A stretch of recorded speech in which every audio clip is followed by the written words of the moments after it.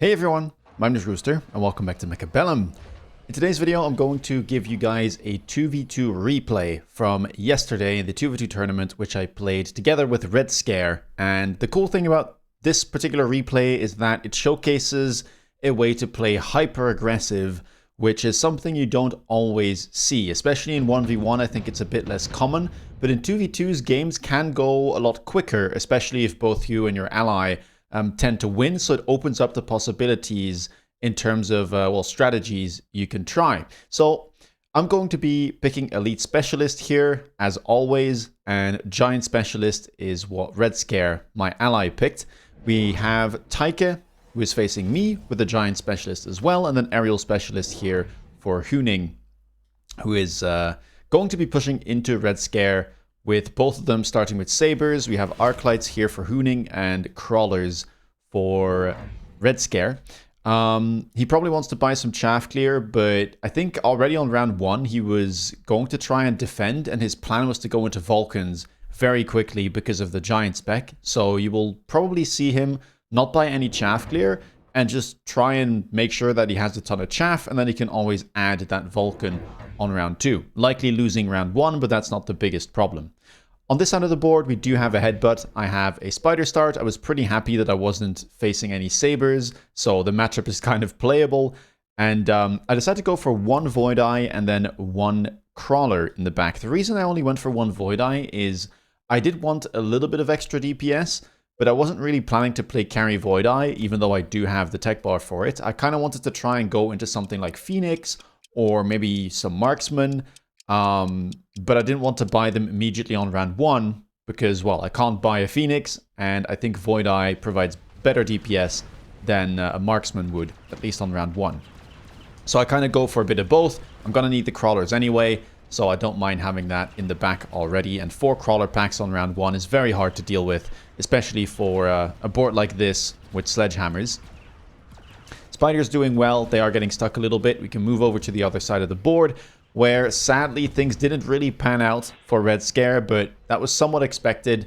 He played defensively, symmetrically, so one of the Sabers was not involved in the push, and he went for Double Fang as his deployments, right? Skipping that Chaff Clear because he wants to buy it on round 2, and it just means that round 1 he doesn't stand much of a chance. But, you know, these are things that you can go for.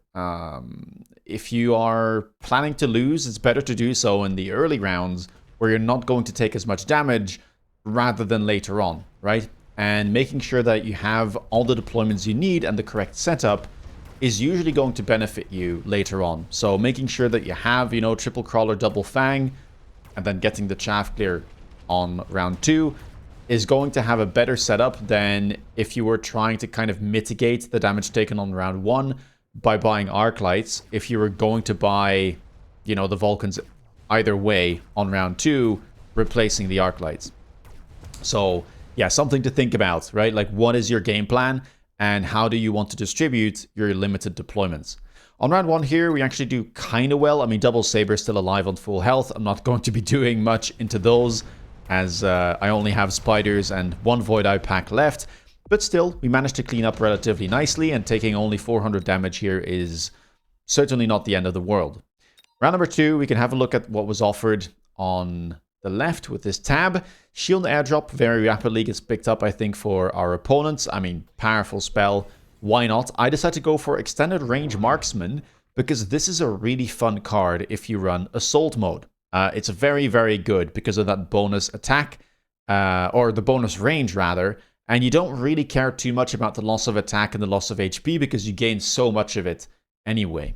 So yeah, I saw that and I was like, well, let's have some fun. It's been a really long time since I got to play some Assault Mode Marksman, and I do have it on the bar, so if this gets offered, we kind of have to go for it. And I felt like I was in a good spot to try it too, right? I'm up against a lot of mid-sized units, Sledgehammers, Void Eyes, so the bonus splash should be very good.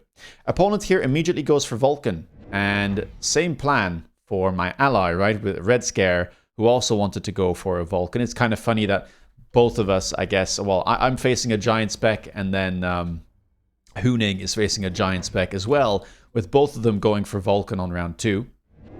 I wasn't necessarily expecting this, but I guess it does make some sense. Vulcan, very hard to take down with the units I had on board, and I already had 4 crawlers on that side, which, yeah, does kind of warrant better chaff clear. I go for the marksman immediately here. I don't have the money to go for assault mode, but that's perfectly fine. Double blue marksman already has a very nice power spike in terms of DPS, and then we can go for assault mode later. The Vulcan doesn't really change my plans. I am up against giant spec, so fortress is something I was a little bit worried about, but with my opponent already buying a bunch of Vulcans, I felt like, you know, those probably wouldn't show up too soon, because my opponent would be very busy trying to buy, you know, enough chaff, maybe another Vulcan, perhaps teching the Vulcan, and I felt like going for assault mode here would be just fine. Vulcans aren't that good into them. They tend to get stuck on the assault mode marksman. And, well, on round 1 here, I sadly do lose, but I don't have that power spike tech just yet. My ally also struggles, but that's kind of to be expected. Saber openers are usually quite good into Vulcan. So, yeah, early game, not really going our way. Double Saber level, kind of scary. Red Scare will likely have to buy some DPS as well, but that can be the struggle of trying to play Giants. It's just very hard to find the resources early, even if you have Giant spec. And, yeah, sometimes it can help, though, to try and go for these type of tempo plays, like Red Scare is doing now, going for an Overlord immediately, as there's no anti-air as of yet. Of course, Huning does buy the Phoenix, because you need to make sure you have anti-air, especially on round 3. Usually you would do this on round 2. Make sure that you don't just lose to a lack of upshoot. And Boat looks really good here. I'll say Boat Vulcan has always been a very good defensive comp.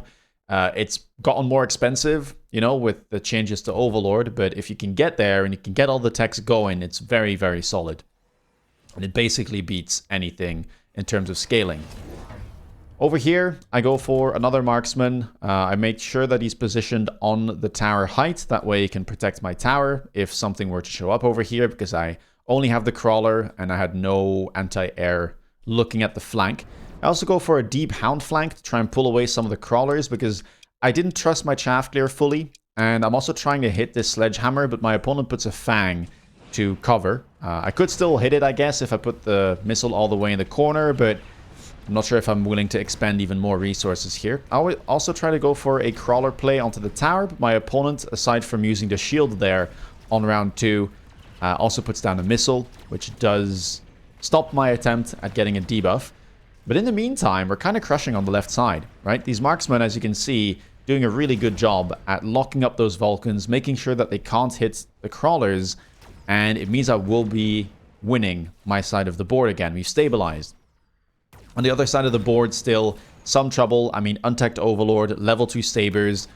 Huning is, you know, truly power spiking right now. And, I mean, it shows. It's very hard to get rid of these Sabers quickly, and it buys him the time to get through all of the defenses from Red Scare. So there's not much to be done over here, rather than invest more in the units that he chose. I did level up my tower, which ends up somewhat saving me, or at least it allows me to get rid of one of the Phoenixes, or at least some of the units from Huning. The Sabers, though, do survive, and these crawlers over here that are still alive are going to get killed by that building. So round number 3, again, we take a little bit more damage, but 4,000 hit points, not really something to be too worried about. I was a little bit antsy about my long-term odds here, because obviously, you know, playing into Giant Spec, who's playing a bunch of Giants, is very scary, and I know that scaling-wise I would struggle, but we're still, you know, at the end of the early game. There's a few more rounds ahead of us where I should be able to make tempo plays, and my board is kind of annoying to deal with here. Now, what I was very worried about is that my opponent would pick Fortress. He doesn't do so. He goes for Stormcaller and sells it because it's the highest value, which is understandable, because as a Giant spec, especially when they already have efficient Giant manufacturing, picking this up feels really bad, because you're just paying the normal amount, which, you know, I would pay too, even though I'm not Giant spec, and he can get the unlock for free. His fortresses cost 350, so the value of this is a lot lower than it would be for me to pick up the fortress. That's why he just takes and sells this. I still think that maybe it would be worth picking it though, just for the deployment and the fact that Fortress is really good into things like Spiders and Assault Mode Marksman, right? It's also good into most of these drops. Perhaps not Stormcaller.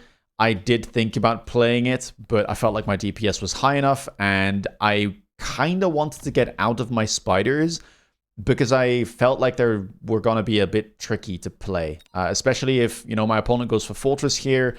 I just didn't see how I was going to find the money to make them scale. And even then, the matchup wouldn't be great. I'd be vulnerable to hackers as well. So I decided to go for Badger, which arguably also is somewhat vulnerable to hackers, but I think a little bit less so because, you know, at least it's 3 deployments and I immediately get my level 3 Fire Badger, which I can use for tempo, right? This is very, very hard to deal with. And I do run the techs to make it tanky. Counterfire, Scorching Charge. I'm going to end up going for Counterfire first here because I wasn't completely sure I wanted to set the board on fire, right? I still had quite a lot of late chaff. It would be a bit of a shame if I ended up burning that because the enemy Vulcans up to now were getting somewhat stuck. Now, funnily enough, Taika, perhaps taking, you know, some notes from my ally Red Scare, also goes for boats, which he can unlock for free, and immediately decides to range them. This is fine. Okay, I guess he undoes. It's a very expensive play to make. Goes for more Vulcans instead. A little bit worried about that right side. There was the crawler there. Doesn't want to expend the missile to deal with it. And it's just going to be one lone Overlord. But I decided to put a crawler to protect my Hound. An Overlord is not very efficient at getting rid of even just the Hound pack, really, if it doesn't have something like Overload tech. So I'm buying myself a lot of time. I'm pulling away a lot of chaff, which is opening up, right, these targets for my marksman to move in. And with counterfire on the Fire Badgers and my marksman being Assault Marksman, the tankiness of this comp is kind of through the roof. I also made sure to go for defense enhancement, and now my whole plan was just to keep stacking hit points on hit points on hit points. And I really like the counterfire and Scorching Charge techs, especially sometimes when combined, because it just makes your Fire Badgers so hard to kill. I mean, even if your opponent goes for something like a Raiden or a Scorpion, I guess is probably the best thing to try and one-shot them. But if you're up against Elite, level 2 Fire Badgers with double defense enhancement and those 2 techs become exceptionally hard to one-shot. And if you don't one-shot them, and I have Scorching Charge, you then trigger the tech, right? And I just go flying in, setting your board on fire, and perhaps even deal some bonus damage to whatever units you may have. So, very, very tricky stuff. And I was, again, happy to see that my opponent didn't go for Fortress, because I think Fortress could have probably started scaling here, get some levels from my high-level units, and I would have had some issues getting rid of them. But the Overlords are squishy enough that if I can just get rid of all the ground targets, my marksman will easily be able to dispatch of them. Opponent here went Scorching Fire on the Vulcan. I don't think that was necessary. It doesn't really help kill the marksman. And, I mean, I guess he maybe didn't expect the Fire Badger transition. Perhaps he thought I would keep the Tarantulas, but level 3 Fire Badger, I mean, look at the hit points. 21,000. Vulcan is not really meant to kill that. It does level, though, one of the, I guess, downsides of Elite. But still, this is exceptionally tanky, and I am still planning to probably go Scorching Charge and double defense enhancement at some point, which would require a completely different approach. Now, though, my opponent is kind of too far down the rabbit hole of getting giants, so he just decides to buy more. Eventually, he should stabilize. It's up to me to kind of make sure that that doesn't happen, and I keep pressuring. So that's exactly what I do. I decide to now go onto the other flank. I pick up Quick Teleport, which should allow me to spawn in time. It also pulls away some of these crawlers from hooning, right? And that should help out my ally. And I also beacon in these crawlers. I didn't want the crawlers to turn. The hounds I'm fine with. They can deal with all of these chaff units, but the crawlers I really wanted to go in. My opponent does put a fang there, but I should still be able to get through because they're level 2 crawlers. And yeah, I mean, things here are looking quite good. We take the levels where possible. I already grabbed second defense enhancement. And you might say, aren't those Fire Badgers really exposed? And yes, that's the case, but I understand here that my opponent has other things to worry about, right? Namely, this flank is very annoying. It probably needs, you know, a dedicated response. Considering he's spamming Vulcans, I kind of expected him to put a Vulcan there. And then he probably wants to buy more DPS, which would make more sense if he just goes for more Overlords. And none of those units, again, one-shot my Fire Badgers. So I don't really care if the Fire Badgers get locked onto. I kind of want them to tank. That's why I went for these techs and I'm stacking hit points. If somehow my opponent decides to go for elite recruited Scorpions to get insta-locks and one-shot my Fire Badgers, then I would probably add a Crawler the turn after. But only if I see my opponent respond in a way that's really bothersome to my comp, would I care. And then actually try to do something about it, right? Until then, I'll just keep pressuring. My ally here, by the way, manages to win. Does very well, attacks the other tower as it is completely open, and level 2 tower goes down relatively quickly to that Overlord. Also picked up the Sledgehammer spawning item, which is very nice when you put it on the weak side of a board because it can just keep spawning and spawning and spawning. Smoke Bomb gets picked up here. Not much that Huning can do about that. Maybe he can block some, but it should still land, and especially with some crawlers here to keep the fortresses in place, that should be very, very nice for Red Scare, although he does need to remember to shield himself. I didn't really care too much about any of this. Expensive spells.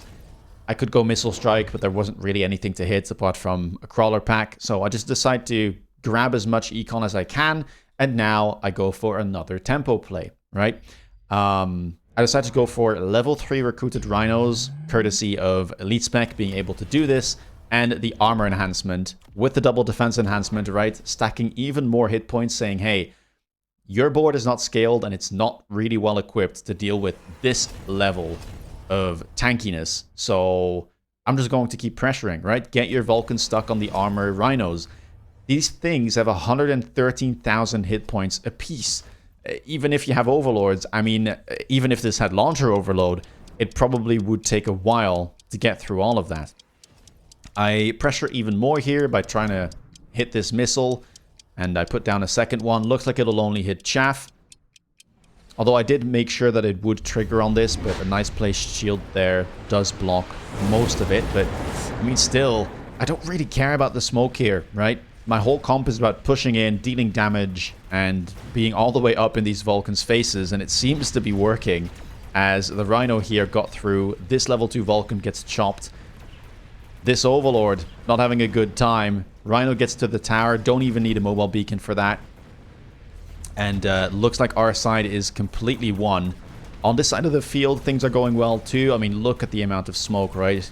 So much landed. All of the ground-based units from Huning get caught up in it. And while the Phoenixes may be able to scam here, doesn't quite look like that'll be the case. There were going to be Fangs over there anyway, but keeping this Overlord alive is going to be very nice for us because it's more damage. And honestly, if we look at all of the material here, this is probably just game. 2 Vulcans, bunch of Sledgehammers, Overlord, plus my 2 Rhinos, which are not going to be dying anytime soon. As we take down the final Vulcan, that is 6 rounds in 2v2 with extremely aggressive play on my end and very nice giant defensive gameplay from Red Scare. Yeah, I thought this was an interesting one because it's not something you see very often, right? Just not putting any chaff up front, just kind of being okay and realizing that the Fire Badgers are too tanky to really get one shot unless my opponent wants to go Scorpion, but I kind of knew that my opponent didn't want to do that because he would be over-investing in ground units, right? You'd be playing Sledgehammer, Vulcan, Scorpion. At that point, you're very vulnerable to air units like Phoenixes or something bigger, and even things like Hacker would become a bit of an issue. So I wasn't expecting that, and anything else would not be able to one-shot the Fire Badgers. They're just too tanky. 16,000 hit points. They are not going to die off rip. And if they don't immediately die, they're going to be useful with counterfire, potentially Scorching Charge, which I didn't even need to click. Yeah, adding the Rhinos as well. Again, realizing that my opponent is not going to buy a unit that's going to be able to deal with that, right? The Overlords are behind. They're level 1. He's not going to buy a melting point into all of these mid-sized units. It doesn't make any sense. So you just keep adding problem on top of problem on top of problem, right? Going for these flanks. I mean, look at the amount of resources expended to deal with that, right? I'm pulling away 3 chaff packs. There's 2 giants, 1 with the tech, 1 with an item. I only invested 300 in that and 2 deployments. And that's, you know, buying me a lot of time to deal with all of this. Same thing over here, Crawler Hound, right? And I'm even bullying my ally's opponent by killing some of these crawlers. Red Scare did put a crawler there, kind of important, right? When you're playing on this regular map, because you can get missiled from over here. So you sometimes do need to put chaff on both sides of your chaff clear unit. But look at this, right? This Vulcan is getting fully distracted. This Fang, there's a Vulcan in Narnia here, not doing anything. And meanwhile, my entire army is just barreling through. So what should my opponent have done? I'm not really going to analyze too much what happened over here, although it is a very solid giant game plan from what you saw, right? Not buying Arclights or Hounds on round 1 because Red Scare wanted to go for Vulcan on round 2. So using your deployments wisely, trying to scam some rounds, right, by buying early air, which also just scales well. Using the spells to your advantage, using oil, which was used the round prior and did very well. Trying to attack that weak side, getting a debuff, making your opponent use the deployments, kind of standard stuff, defensively speaking. For my opponent, I think round 4 is probably where he should have taken the fortress. I already briefly mentioned it, that it's a bit of a weird thing, because he's giant spec, he has efficient giants, so this really has diminished value, but it's still just good. Right? It's good into Fire Badger, it's good into the Tarantulas, it's good into the Assault Marksman. So you probably just have to take it and kind of take the slight loss. You get the deployment, which is nice, and then you can just add another fortress as well over here. This flank needs to be dealt with. You probably just want to put a Wasp over there. And, okay, I am going to put a missile here. I have tried this round a couple times, and you really need to kind of predict that I would put a crawler there. And even if I don't, I guess it's fine to just missile this Hound away, because it buys you some time.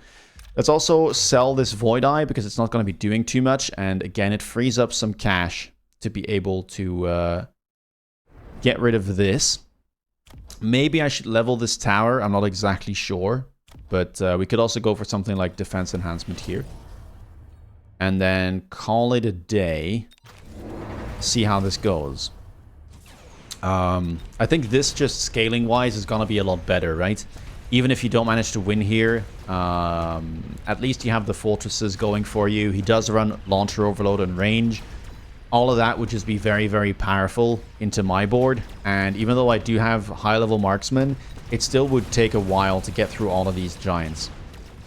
You can see that eventually I do kind of get through, but I don't manage to get rid of all of the giants. And, well, Red Scare also lost this round. I think it was relatively even because I ended up winning and then cleaned up some of the remaining forces. But, yeah, if you go for Fortress here, you do need to kind of use your missiles there to create some tempo. But that would have been a lot better, right? And even if you don't use the missile, in which case you would lose, but your fortresses would have started farming some levels, which, you know, now you get. You can see this already leveling. And if you manage to get very early level 2 fortresses, it would become even more difficult for me. Because the marksmen just don't have the DPS to get rid of level 2 giants, plus the Vulcans, right?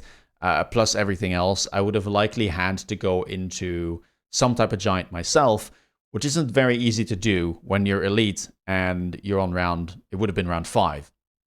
I think I probably should have picked up Fortress myself just to be able to kind of get into Fortress if I needed. Because level 2 Fortresses, if I were able to purchase them, would be very good into this as well, right? And at least I would have gotten the unlock. I kind of went the greedy way. Well, the greedy way. I needed some alternative chaff clear, I think. But I could have just taken the Fortress and bought Fire Badgers myself.